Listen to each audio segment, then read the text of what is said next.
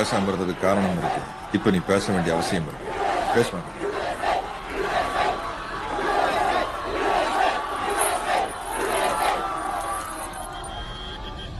உள்ள எத்தனையோ சாட்சிகளுக்கு முன்னால நான் நின்ன, இப்ப உங்க மனசாட்சி முன்னாடி தான் நிக்கிறேன். நான் செஞ்சது சரியா தப்பான்னு நீங்க தான் சொல்லணும். இத்தனை உயிர்களை எடுக்கிற உரிமை யார் சார் உங்களுக்கு கொடுத்தது? மனுஷன் கண்மூடித்தனமா நம்புறது ரெண்டே பேர். ஒன்னு கடவுள், இன்னொன்னு டாக்டர். கடவுள் கூட மசரதான் கொடுக்கிறோம், ஆனா டாக்டர் நம்பி தான் முசுரே கொடுக்கிறோம். அந்த டாக்டர் தப்பு பண்ணக்கூடாது. தப்பு பண்றவங்க டாக்டரா இருக்க கூடாது. எல்லா துறையில தான் தப்பு நடக்குது, ஆனா மருத்துவத்துல நடக்கிறதுக்கு பேரு தப்பு இல்லை, நம்பிக்கை துரோகம்.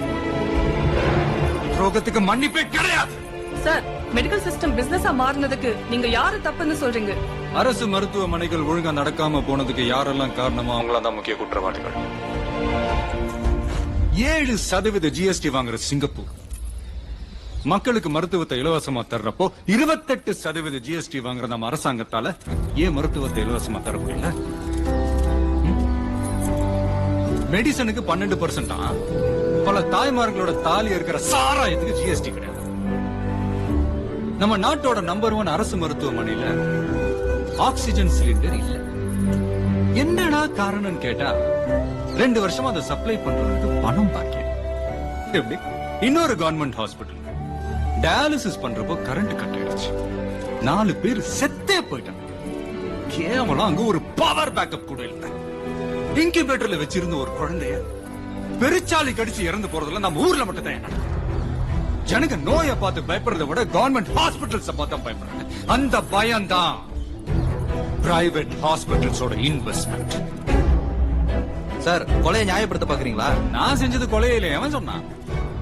செல்லரிச்சு போன மெடிக்கல் சிஸ்டத்தோட கிளீனிங் ப்ராசஸ். பூங்குடின்ற ஒரு சின்ன பொண்ண பணத்துக்காக கொண்டுட்டேன். பூங்குடி மாதிரின்னு எத்தனையோ மரணங்கள் வெளியே தெரியாம இன்னும் நடந்துகிட்டு தான் இருக்கு.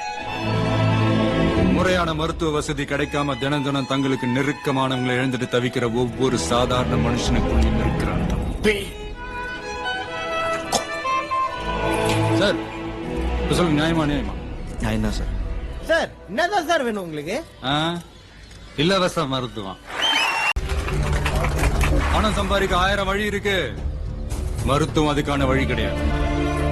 இந்த துறையில இருக்கிற கடைசி வியாபாரியை துரத்தி அடிக்கிற வரைக்கும் என் போராட்டம் தொடர்ந்துகிட்டு இருக்கு. உங்க அப்பா அம்மாவை மெடிக்கல் எரர் கொண்டுட்டாங்க, அதனால நீங்க இதை செஞ்சுட்டு இருக்கீங்க. சோ இத பர்சனல் பத்தி எடுத்துக்கலாமா? Nothing personal, just service.